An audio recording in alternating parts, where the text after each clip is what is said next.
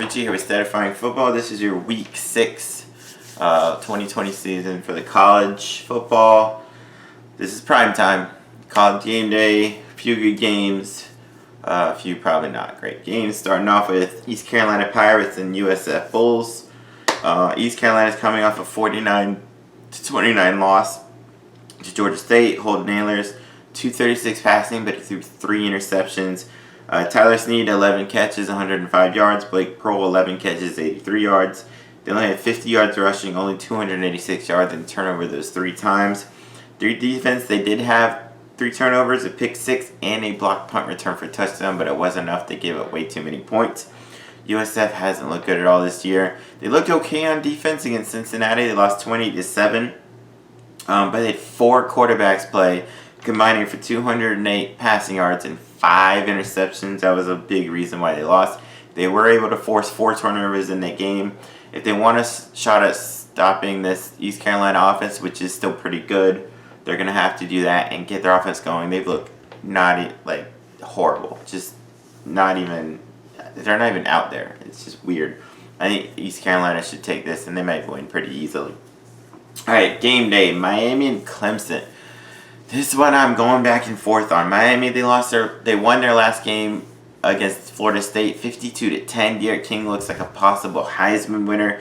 267 passing, 2 touchdowns, plus 65 rushing. At 517 yards of offense. Defensively, they had 6 sacks and forced 3 turnovers in that game. Clemson was challenged a little bit against Virginia. They did win 41-23, but at one point they were up 27-17 with Virginia driving, and then got an interception. Trevor Lawrence, though, had a really good game. He's a top Heisman candidate, 329, 3 touchdowns. Travis Etienne ran for 73 yards and a touchdown and actually had 5 catches for 114 yards and a touchdown. They had 466 yards of offense, 3 sacks, 2 turnovers there. And it's really going back and forth because Clemson, we know what their offense can do. We know their defense is good. Miami's defense is pretty decent. But their offense has gone to another level this year with Derek King and Rhett Lashley at the offensive coordinator. I think this will be a much closer game than people think. I don't think Clemson will blow them out. I kind of want to go with Miami here for the edge. I think Derek King may be the difference. Logically, I'm thinking Clemson because I've seen them do it before, right? We haven't seen Miami do this in almost 20 years. I'll go with Clemson with the pick, but I really think Miami might take this.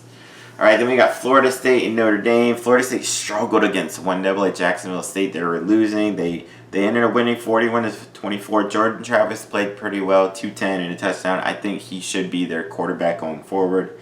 They did run for 263 yards, put up 531 yards.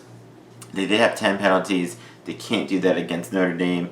Notre Dame, they haven't played in a couple weeks. They beat USF 52-0. Ian Book ran for 3 touchdowns. Sebo Flemister ran for 127 and a touchdown. They had a blocked punt return. I think this is all Notre Dame. Florida State really sucks. And Notre Dame, to me, is a potential national championship player. Ian Book is a potential Heisman candidate. I think this is Notre Dame all day long. All right, UTEP and Louisiana Tech, a weirdly interesting game. UTEP is 3-1. Yeah, they beat a couple 1AA teams, but they haven't even been able to do that for a long time. They had a really big win against Louisiana Monroe their last time, but they won 31-6. Gavin Hardison passed for 302 yards. Running back Deion Hankins ran for 118, 3 touchdowns. They had 100-yard receivers. Justin Garrett, 7 catches, 120. Jacob Cowling, 3 catches, 102. They put up 517 yards, only gave up 193 and 3 sacks in that one. Louisiana Tech, they're 2-1. They got blown out by BYU, 45-14. Luke Anthony, 191 passing, 2 touchdowns. I think this will probably be a bit closer, but I do think Louisiana Tech is still a better team than UTEP is. But UTEP seems to have turned things around, so this may be a little bit closer, but I'll go Louisiana Tech. All right, Marshall, Western Kentucky. Marshall, they haven't played in a few weeks since they upset Appalachian State 17-7. Grant Wells in the game passed for 163, ran for 43 and a touchdown. Brendan Knox, 138 rushing and a touchdown. They had 3 sacks on defense. Western Kentucky just had a nice win against Middle Tennessee State, 20-17. Tyrell Pilgrim passed for 188, 2 touchdowns. They had 3 sacks. This should be a pretty close game normally, at least in the past. These games are kind of high scoring. I'm going to go with Marshall here at the edge, but this should be pretty good. Mississippi State and Kentucky, weird game here.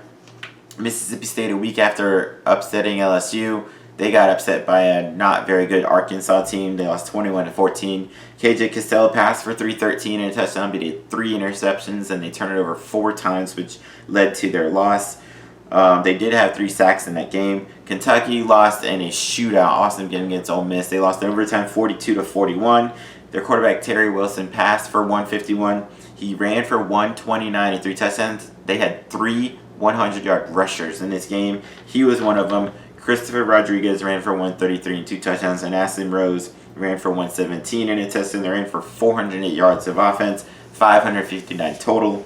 They had that missed extra point overtime, which is what led Ole Miss to win. This could be another high-scoring game. It seems like both offenses are able to put some stuff up. I don't know, man. I always like going with the air raid offense, the air raid offense, that Mike Leach offense, but they've shown they can get slowed down a little bit. I'm gonna go Mississippi State in this one, though. I think they bounce back with another really high-scoring. It could be 42-41 again, kind of win. All right, Charlotte and North Texas, a pretty interesting CUSA game. Charlotte, they lost to Florida Atlantic 21-17. Christopher Reynolds, 314 passing and a touchdown. Victor Tucker, 9 catches, 118 yards in that loss. North Texas, they lost to Southern Miss, 41-31. Austin Aune, 339 passing, 2 touchdowns. Wide receiver Deontay Simpson, 5 catches, 113 yards and a touchdown. And Jalen Darden, 13 catches, 104 yards and a touchdown.